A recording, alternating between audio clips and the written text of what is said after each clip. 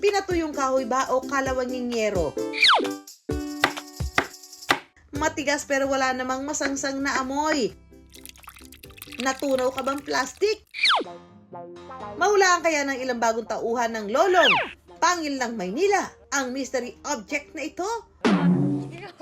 What say you, Ketchup at Gwen? Nyog ba to? Nyog?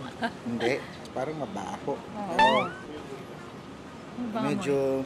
Teka, may luma. Oh, parang amoy lupa. Ano bang price? Kahawig ng...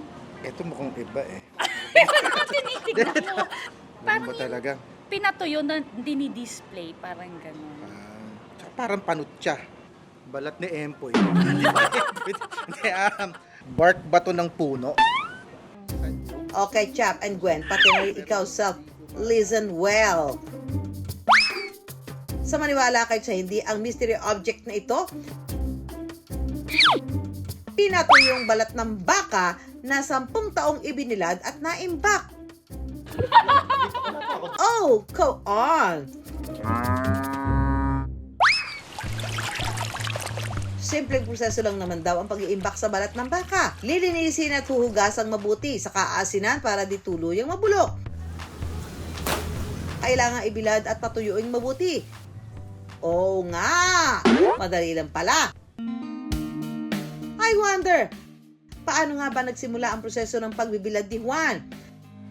Ayon sa food historian na si Jaime Salvador, resulta raw ito ng pagiging madiskarte ni Juan sa pagkain. Noong araw na wala naman, hindi pa panahon ng teknolohiya at saka ng modernisasyon, ang pag-iimbak ng mga pagkain para pakinabangan sa mas mahabang panahon. Of course, unang-una, kinakailangang ibilad sa init ng araw, gamitan ng asin, pausukan doon sa kanilang mga pinaglulutuan para lalong tumagal ito. Paalala naman ng food safety expert na si Russell Tang, siguraduhin malinis ang lugar na pagbibilaran ng ating mga iniimbak na pagkain. Yes, safe pa rin siya kainin kahit 10 taon na yung balat ng baka as long as after ng bilad, hindi siya nababasa or namomoist.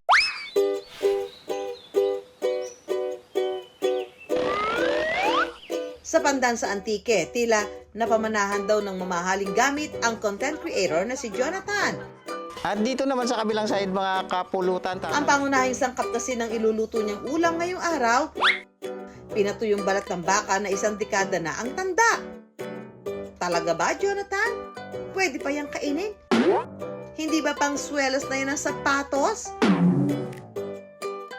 Nasa mga 10 taon nang napabayaan sa taas ng bubong. Sinasadyang itabi para sa tagulan. Kasi daw, masarap humigop ng sabaw pagka ang balat ng baka ay nabilad na. Bago raw matikman ang pambihirang sarap ng pinatuyong balat ng baka,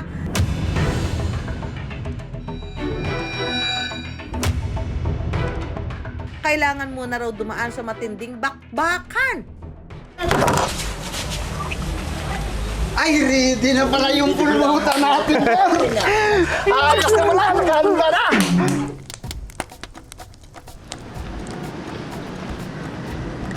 Hindi raw biro ang pagluluto sa ibinilad na balat ng baka. Paulit-ulit na pagkukuskos gamit ang steel wool o yung hibla-hiblang bakal para luminis. Sa puntong ito, mga kawander, kailangan na natin ng tulong ng ating kumpare, si Pre Sure Cooker. Dahil sobrang tigas na ito, lalaga natin dito. Kasi pag hindi, baka bukas pa tayo makakatikim niyan. Sunod naman ang tila anli na pagpapakulo sa balat na umaabot ng ilang oras para lumambot.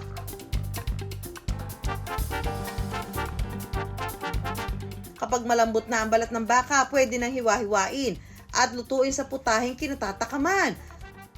Ang ibibida ni Jonathan, pinatuyong balat ng baka in curry sauce. Luya. Sasabay na kaagad ang bawang. Gisa-gisat. Timpla-timpla.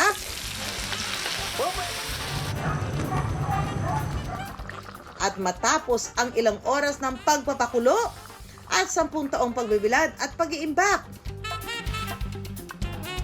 luto na ang pinatuyong balat ng baka curry.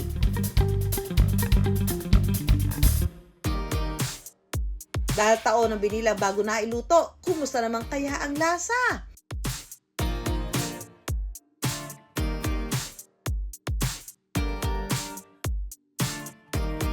Parang regular lang siya na Baka. baka. Pero parang may something nakakaiba na na taste. Bekenemen, diskarte lang yan mga ka-wonder. May mga panahong sagana tayo sa anin ng kung ano-anong pagkain. Huwag magsayang at mag-imbak. Libreng-libre lang ang pagbibilad. I wonder!